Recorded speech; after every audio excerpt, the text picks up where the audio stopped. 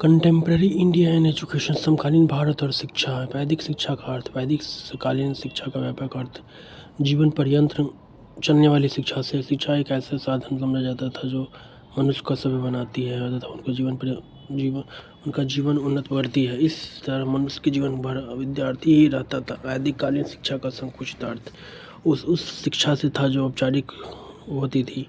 बालक अपने जीवन के कुछ वर्षों तक गुरुकुल में रहकर ब्रह्मचर्य जीवन व्यतीत करता और वहाँ गुरु से ज्ञान प्राप्त करता था। गुरु के यहाँ प्राप्ति या शिक्षा व्यक्ति के जीवन का सर्वांगीण विकास करती थी तथा जीवन में उसको जीविकोपार्जन करने के योग्य बनाती थी। वैदिक साहित्य में एक स्थान पर कहा भी गया है कि या बीजा महीने विप्रा।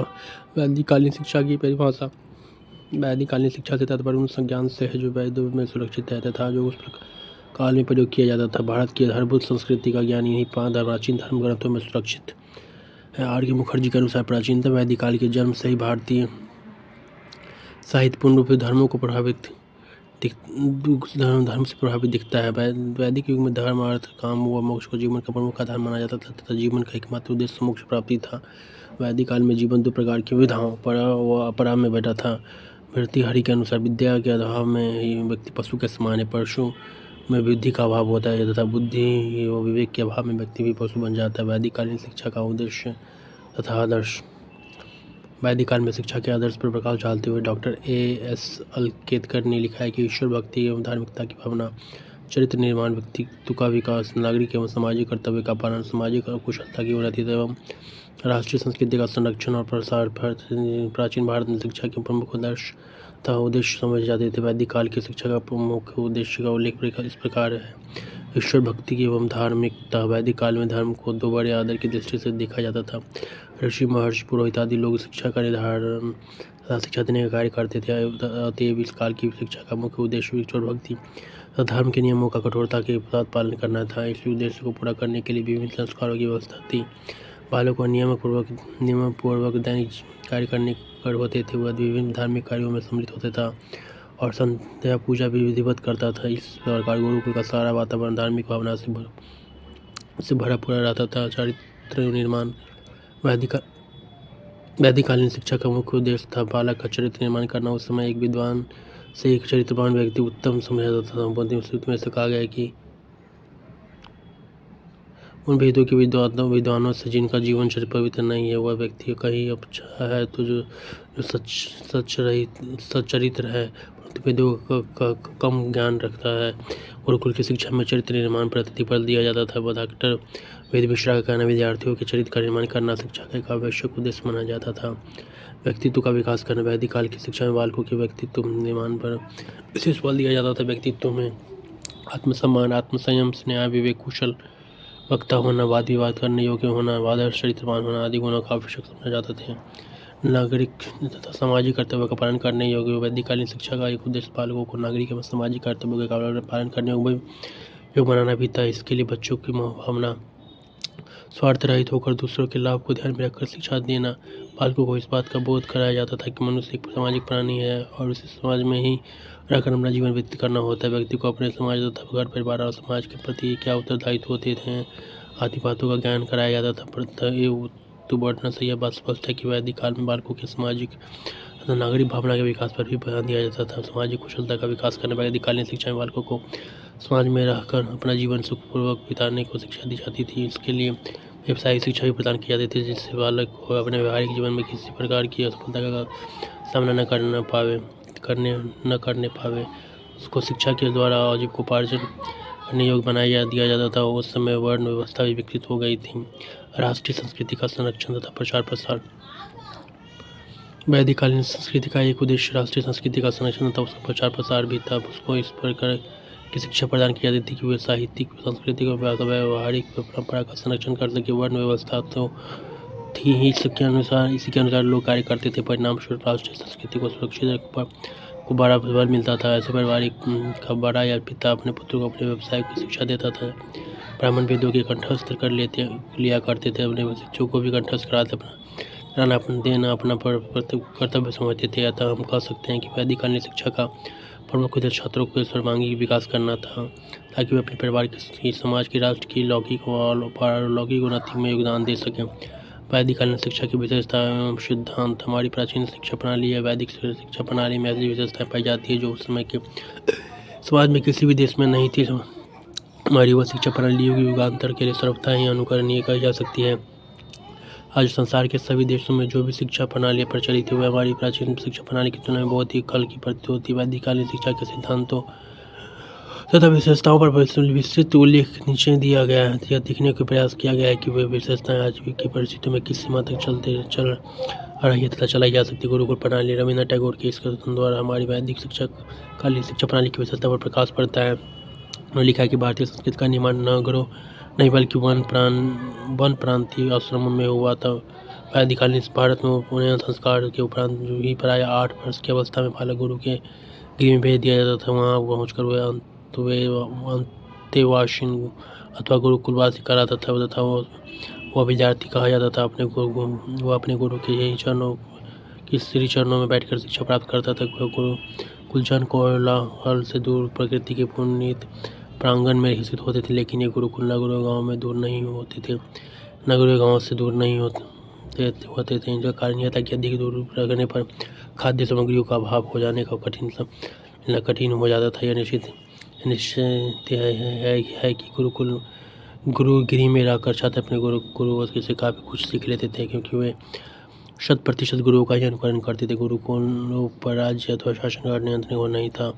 शिक्षा का सम्राट स्वयं गुरु था। वह जो निर्धारित करता था वही शिक्षा उन्हें मिलती थी। गुरु विद्यार्थियों के माता पिता होते थे। वह छात्रों को केवल शिक्षा ही नहीं देते थे, उन्हें पालन पोषण वेशभूषा आदि का भी ध्यान रखते थे। वे गुरुकुल विद्यालय का भी कार्य करते तथा गुरु के घर का भी कार्य करते थे। इन गुरुकुलों में साधारणतः दोनों ही विशेषताएं पाई जाती थी। आज के विद्यालयों में इस बात का अभाव है। उपनयन संस्कार का महत्व। वैदिक काल में उपनयन संस्कार का काफ़ी महत्व था। बिना इस संस्कार के अध्ययन कार्य आरंभ नहीं होते थे। विद्याध्ययन को आरंभ करने के लिए यह संस्कार आवश्यक था। उपनयन संस्कार के पहले बालक शुद्ध समझाता था और उपनयन होने के बाद ही वह नया जीवन शुरू करता था। अब उसको द्विज कहकर पुकारा जाता था। आज विद्यालयों में बालक के प्रवेश पाने पर यह संस्कार नहीं किया जाता। ब्रह्मचर्य जीवन पर विशेष बल। गुरुकुल में शिक्षा प्राप्त करने वाले प्रत्येक विद्यार्थी के लिए आवश्यक था कि वह सादा जीवन और उच्च विचार के आदर्शों को मानकर चले। उनमें आत्मसंयम, ज्ञान, इंद्रिय निग्रह होता था। वह स्थिति के बारे में सोचता भी नहीं था। स्पर्श करना देखना तो दूर की बात थी। इसका कारण यह भी था कि छात्रों का वातावरण, खान पान आदि इतने सादे होते थे और विचारों में इतनी पवित्रता होती थी कि बुरी बातें मस्तिष्क में नहीं आती थी। विद्यार्थी 25 वर्ष तक की अवस्था तक सामान्यतः ब्रह्मचारी गुरु गृह में रहता था। शिक्षा कार्य समाप्त करने के उपरांत ही वे अपने घर आकर वह विवाह करता था और वहीं से उसका गृहस्थ जीवन शुरू होता था। उचित समय पर शिक्षा का शुभारंभ। वैदिक काल में शिक्षा का शुभारंभ बाल्यावस्था से ही शुरू कर दिया जाता था। आज भी ऐसा ही किया जाता है, क्योंकि बालक की अवस्था की शिक्षा प्रारंभ के लिए एक उत्तम अवस्था होती थी। इस अवस्था में उसकी बौद्धिक शक्ति अत्यंत कुशाग्र एवं स्मरण शक्ति तेज होती थी। बालक मनन चिंतन भी कर सकता था। इस वैदिक काल में 5 से 8 वर्ष की अवस्था में ही बालक का उपनयन संस्कार करके शिक्षा आरंभ कर दी जाती थी। डॉक्टर अतकेलकर ने इस शब्द में लिखा है कि प्राचीन भारतीय समझते थे कि यदि शिक्षा आरंभ करने में विलम्ब किया जाता है तो उसके अच्छे परिणाम नहीं निकल सकते। व्यावहारिकतापूर्ण बल पर शिक्षा। वैदिक कालीन शिक्षा केवल पुस्तकीय ज्ञान नहीं थी, बल्कि इस शिक्षा के द्वारा बालक आध्यात्मिक जीवन के साथ साथ उसके वर्तमान जीवन पर भी ध्यान दिया जाता था। बालकों के जीवन में काम आने वाली शिक्षा प्रदान की जाती थी, इसलिए उन्हें व्यावसायिक शिक्षा भी दी जाती थी। वो सैद्धांतिक शिक्षा के साथ साथ क्रियात्मक शिक्षा पर भी बल दिया जाता था। गुरु शिष्य का समान, पिता पुत्र सम। वैदिक काल के समय गुरु को शिष्य का एक पिता समान मानते थे तब उनकी बातें बताए गए सन्मार्ग के अनुसार ही कार्य करता था। उनके आदेश को मानना था पूरा कार्य करना प्रथम कर्तव्य था। गुरु भी शिष्य का ध्यान एक पिता की बात ही रखते थे। अतः कह सकते हैं कि वैदिक काल के दौरान गुरु इसका समान पिता पुत्र सा था। शिक्षा में धार्मिक तत्वों का महत्व। वैदिक काल के भी शिष्यों का जीवन धर्ममय होता था, क्योंकि शिक्षा की विभिन्न क्रियाओं में धर्म के क्रियात्मक रूप पर बल दिया जाता था। उस समय शिक्षा धार्मिक तत्व जैसे प्रार्थना, संध्या, यज्ञ, वेद, ग्रंथ, पूजा आदि से परिपूर्ण होती थी। बालक गुरुकुल में रहकर इन सभी तथ्यों को अपने व्यवहार में लाते थे। टी.एन. कुवारा ने लिखा है कि शिक्षा का तात्पर्य धार्मिक संस्था के होने से था। चरित्र तथा व्यक्तित्व पर बल। वैदिककालीन शिक्षा केवल पुस्तकीय ज्ञान नहीं थी, बल्कि शिक्षा के द्वारा शिष्य का चरित्र निर्माण तथा व्यक्तिगत विकास पर जोर देता था। गुरु शिष्य के पुस्तकीय ज्ञान के साथ शारीरिक गतिविधि अर्थात उठना बैठना, खाना पीना, एक दूसरे से बातचीत करना इत्यादि बातों के द्वारा शिष्य में होने वाली गतिविधियों को ध्यान में रखकर शिष्यों को चरित्र निर्माण से संबंधित ज्ञान देते थे तथा शिष्य के व्यक्तित्व विकास पर बल देते थे। भिक्षावृत्ति की प्रथा, दिनचर्या का महत्व। वैदिककालीन शिक्षा में दिनचर्या तथा एक अत्यंत महत्व स्थान था। विद्यार्थी सूर्योदय से पूर्व जग जाते थे, उन्हें वहीं से उनको भी क्रियाकलाप आरंभ होते थे और रात्रि के क्रियाकलाप कठोर नियमों की श्रृंखला में बंधे हुए चलते थे। उनकी सभी के नियमों का पालन करना प्रत्येक विद्यार्थी की आवश्यकता। साधारण दंड की व्यवस्था, पालन पोषण तथा आदर्श वातावरण पर बल। विद्यार्थी जीवन के बाद भी स्वाध्याय। वैदिक काल में विद्यार्थी जब अध्यापन कार्य को समाप्त कर देता था तो समापन संस्कार के समय आचार्य विद्यार्थियों को यह उपदेश देते थे कि उन्होंने अध्यापन काल के दौरान जिन ग्रंथों का पठन किया उनका पाठन आगे भी करते रहेंगे। सार्वजनिक एवं निःशुल्क शिक्षा, बाहरी नियंत्रण से मुक्ति। वैदिक काल में शिक्षा बाहरी एवं नियंत्रण से मुक्त थी। प्राचीन काल में शिक्षा राज्य सरकार, केंद्र सरकार तथा अन्य किसी राजनीतिक दल आदि के बाहरी नियंत्रण से मुक्त थी। वैदिककालीन शिक्षा की विधियाँ। वैदिक काल के दौरान अध्यापकों द्वारा प्रस्तुत की जाने वाली शिक्षा की विभिन्न विधियाँ निम्न थीं: प्रवचन विधि, व्याख्यान विधि, प्रश्नोत्तरवाद और वाद विवाद विधि, तर्क विधि, कहानी विधि। वैदिककालीन शिक्षा के दोष कमियाँ। वैदिककालीन शिक्षा के दोष और कमियाँ निम्न हैं। शिक्षा पर गुरु का नियंत्रण। गुरुकुलों की आय के निश्चित स्रोत, पाठ्यक्रम एक रूपता का भाव, शारीरिक जीवन की उपेक्षा, धर्म का आधिपत्य और लोक भाषाओं की उपेक्षा, लौकिक विज्ञानों की उपेक्षा। निष्कर्षता, वैदिककालीन शिक्षा न केवल व्यक्ति पुस्तकीय ज्ञान में विश्वास रखती थी न ही जीविकोपार्जन का माध्यम थी, यह तो पूर्ण रूप से नैतिक एवं आध्यात्मिक ज्ञान का सोपान थी। उस समय की शिक्षा का अर्थ था कि व्यक्ति को इस प्रकार से आत्म प्रकाशित किया जाए कि उनका सर्वांगीण विकास हो सके। मुस्लिम काल में भारत में प्रचलित शिक्षा प्रणाली या इस्लामिक शिक्षा प्रणाली। मुस्लिम कालीन अथवा इस्लामिक शिक्षा प्रणाली का इतिहास कुतुबुद्दीन ऐबक के द्वारा 1192 में प्रारंभ होकर औरंगजेब की मृत्यु के साथ 1757 में समाप्त हो जाता है। मुस्लिम शिक्षा प्रणाली में शिक्षा ज्ञान का पर्याप्त मानी जाती थी। मुस्लिम शिक्षा का प्रमुख उद्देश्य इस्लामी संस्कृति एवं धर्म प्रचार करना। इसका साथ साथ उन्होंने ज्ञान, कला, कौशलों के प्रशिक्षण और ऐश्वर्य प्राप्त करने की शिक्षा पर बल दिया। मुस्लिम शासक के अत्यंत अन्य संस्कृति के मानने वाले थे, इसलिए भारत में अन्य लोगों ने नवीन संस्कृति ने इस्लामी संस्कृति का तेगा उजागर किया। मुस्लिम शासक ने भारतीय संस्कृति को दोष दृष्टि से देखा। उन्होंने भारतीय संस्कृति के उस समय के सभी विश्वविद्यालयों को खंडहर में तब्दील कर दिया और उनके स्थान पर देश में मकतबों और मदरसों का जाल सा बिछा दिया। इसी को इस्लामी तथा मुस्लिम कालीन शिक्षा प्रणाली कहते हैं। इस प्रणाली के बारे में डॉक्टर एफी कोई ने लिखा है, मुस्लिम शिक्षा एक विदेशी शिक्षा प्रणाली थी या जिसका भारत में प्रतिरोध किया गया और ब्राह्मणीय शिक्षा से कल्प संबंध रखकर अपनी नवीन भूमि में विकसित हुई। भारत में मुस्लिम शिक्षा शासन से पूर्व काल युग को ऐसी परिस्थिति। भारत में मुस्लिम शासन की स्थापना से पूर्व यह बौद्ध तथा ब्राह्मणीय शिक्षा का प्रसार हुआ था, परंतु मुस्लिम प्रशासन के समय अनेक पुस्तकों को जलाकर राख कर दिया। इसके बावजूद प्राचीन और सुप्रसिद्ध संस्कृति पर आधारित धर्म से प्रेरित भारतीय शिक्षा की धारा मुस्लिम प्रभाव से दूर स्थित स्थानों में अबाध गति से आगे चलती रही। इसी के साथ जहाँ मुस्लिम शासक रहता था वहाँ मुस्लिम शिक्षा की धारा भी प्रेरणा धार्मिक प्रवृत्ति थी और यही मुस्लिम काल से प्रभावपूर्ण रहा, जो भारतीय बौद्ध शिक्षा को तहस नहस कर अपनी शिक्षा को उजागर किया। मुस्लिम शासकों के समय में जो शिक्षा की प्रगति हुई उसको हम दो भागों में बांट सकते हैं: सुल्तान काल, मुगल काल। मुस्लिम कालीन शिक्षा की पाठ्यक्रम वाली शिक्षा विधि। पाठ्यक्रम वक्तव्यों में सर्वप्रथम शिक्षार्थियों को मनमाना ज्ञान करते थे तथा पाठ्यक्रम में दी जाने वाली प्रारंभिक शिक्षा के अंतर्गत छात्रों को लिखना, पढ़ना, व्यवहार पत्र, साधारण गणित और भी पाठ से शिक्षा देकर उनमें जीविकोपार्जन की क्षमता का विकास किया जाता था। इस्लाम धर्म का ज्ञान देकर तथा कुरान को कंठस्थ कराकर छात्रों को धार्मिक व नैतिक आचरण से संबंधित प्रवृत्तियों का विकास किया।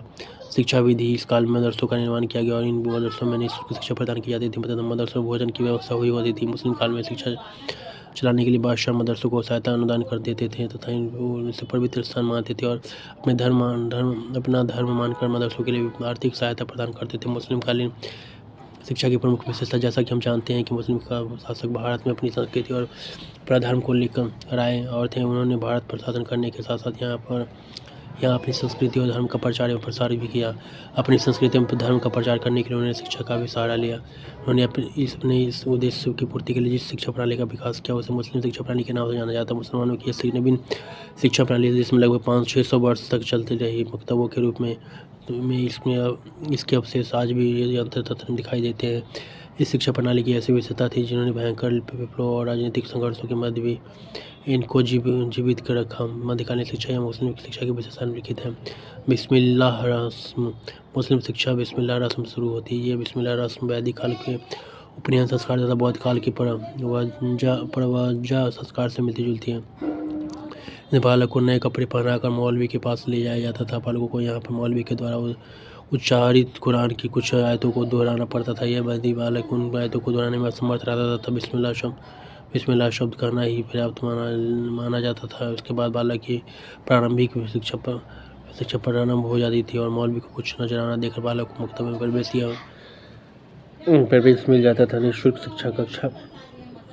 कक्षा न्याय की पद्धति, व्यवहारिक शिक्षा का संरक्षण, शिक्षा का भाषा माध्यम, शिक्षा की स्थिति, शिक्षा का पद्धति, धार्मिक लौकिक व समय, धार्मिक और नैतिक शिक्षा, व्यक्तिगत संपर्क, गुरु शिष्य संबंध, अनुशासन, शिक्षा की अनिवार्यता, सांस्कृतिक एकता की अभिवृद्धि, भाषा विज्ञानों को प्रोत्साहन, साहित्य तथा इतिहास का विकास। मुस्लिम कालीन मध्यकालीन शिक्षा के उद्देश्य। मुस्लिम शिक्षा के निम्नलिखित उद्देश्य: मुस्लिम धर्म प्रदर्शन का प्रसार, अच्छे चरित्र निर्माण, मुस्लिम शासकों के प्रति वफादारी, सांस्कृतिक विलासिता की प्राप्ति, इस्लाम धर्म की श्रेष्ठता सिद्ध करना, शिक्षा मानवीय ज्ञान में वृद्धि का माध्यम, निष्कर्ष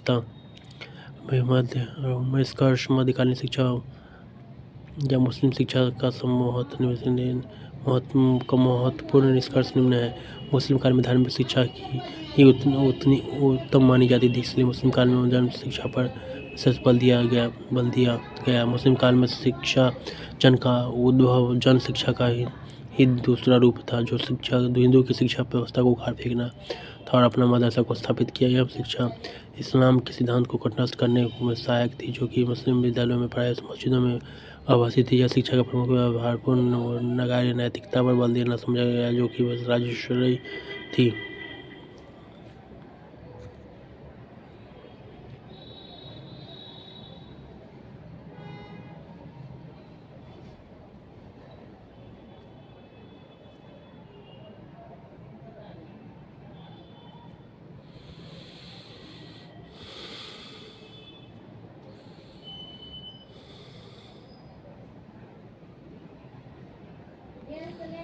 महात्मा गांधी द्वारा प्रतिपादित बुनियादी शिक्षा। भारत के स्वतंत्रता आंदोलन जिसमें गांधी जी ने सबसे पहले बुनियादी शिक्षा की कल्पना की थी। आज इसे विश्वविद्यालय स्तर पर फाउंडेशन कोर्स भी कहा जाता है। उसकी पृष्ठभूमि में गांधी जी की बुनियादी यानी बेसिक शिक्षा ही तो थी। बेसिक शिक्षा से उस शिक्षा प्रणाली से जो बालकों को पुस्तकीय और व्यवहारिक शिक्षा से हटाकर एक मूलोद्योग पर आधारित व्यवहारिक और सर्वांगीण विकास की शिक्षा देती है। बेसिक शिक्षा बुनियादी है, अर्थात यह बुनियादी सिद्धांतों पर आधारित है। ये बुनियादी सिद्धांत निम्नलिखित है: निःशुल्क तथा अनिवार्य शिक्षा, मातृभाषा के माध्यम से शिक्षा, स्वावलंबी शिक्षा, जीवन से संबंधित शिक्षा, हस्तकौशल पर आधारित शिक्षा, नागरिकता की शिक्षा इत्यादि। बुनियादी शिक्षा व्यक्ति और समाज के बुनियादी घनिष्ठ संबंधों पर आधारित है। इसलिए बुनियादी शिक्षा जहाँ व्यक्ति को स्वावलंबी बनाती है, वह समाज को भी स्वावलंबी बनाती है। इस प्रकार बुनियादी शिक्षा व्यक्तिगत शिक्षा के साथ साथ सामाजिक शिक्षा का भी है। सन 1953 में भारत सरकार द्वारा प्रकाशित understanding of basic education basic शिक्षा को स्पष्ट करते हुए कहा गया कि बेसिक शिक्षा व्यक्तिगत और सामुदायिक स्वतंत्रता की क्रिया रूप से प्रमुख मानी जाती है।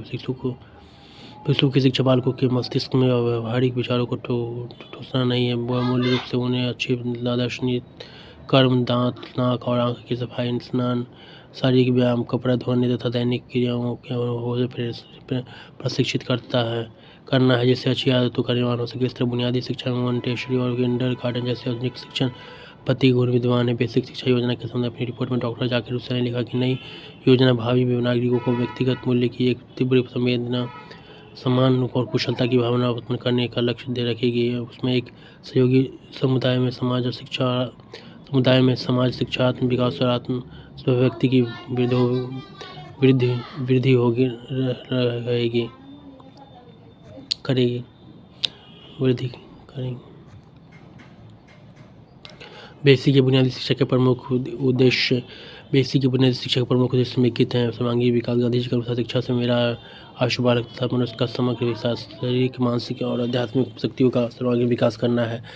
गांधी जी के उपरोक्त कथन को ध्यान में रखकर बेसिक शिक्षा का पाठ्यक्रम इस प्रकार बनाया है कि जिससे बालकों की शारीरिक, मानसिक और आध्यात्मिक शक्तियों का विकास ठीक प्रकार से हो सके। इसलिए शिक्षा के पाठ्यक्रम में हस्तशिल्प, बागवानी, कला, गणित, भाषा, सामाजिक विज्ञान आदि विभिन्न विषयों को समाविष्ट किया गया। कुशल नागरिक बनना।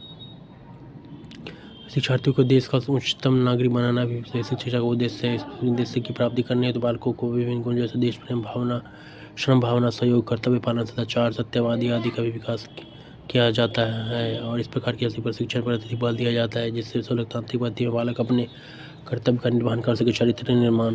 बुनियादी शिक्षा का एक अन्य उद्देश्य शिक्षार्थियों का चरित्र निर्माण तथा नैतिक विकास करता है। इसी शिक्षक कारण इस शिक्षा में विद्यार्थियों की नैतिकता का अत्यधिक ध्यान दिया जाता है। नैतिक शिक्षा के बारे में गांधी जी का कहना था कि मैं हृदय की संस्कृति या चरित्र के निर्माण को सर्वोच्च स्थान प्रदान किया है। मुझे विश्वास है कि नैतिक प्रशिक्षण सभी को समान रूप से दिया जा सकता है। इस बात से कोई मतलब नहीं कि उनकी आयु एवं पालन पोषण में कितना अंतर है। नैतिक विकास ये बुनियादी शिक्षा का एक अत्यंत महत्वपूर्ण उद्देश्य है। इस संबंध में गांधी जी का कहना था कि मैं भारत में ऐसे समाज का सपना चाहता हूँ जिसमें धन के स्थान पर श्रम पर का महत्व हो, जिसमें प्रेम में सहयोग का महत्व हो, घृणा अलगाव का नहीं। इस कारण बुनियादी शिक्षा बालकों को आत्म बलिदान, सहयोग, अपरिग्रह, त्याग इत्यादि भावनाओं को सिखाती है। बुनियादी शिक्षा के आधारभूत सिद्धांत विशेषताएं। निःशुल्क तथा अनिवार्य शिक्षा, मातृभाषा शिक्षा का माध्यम, शिक्षा में स्वावलंबन और आत्मनिर्भरता, अहिंसा पर आधारित शिक्षा, परीक्षा पद्धति का विरोध, शिक्षा का आधार हस्तकला, शिक्षकों को चरित्र व्यक्तित्व पर जो शिक्षालय समाज का वास्तविक प्रतिनिधि के रूप में प्राचीन भारतीय शिक्षा प्रणाली।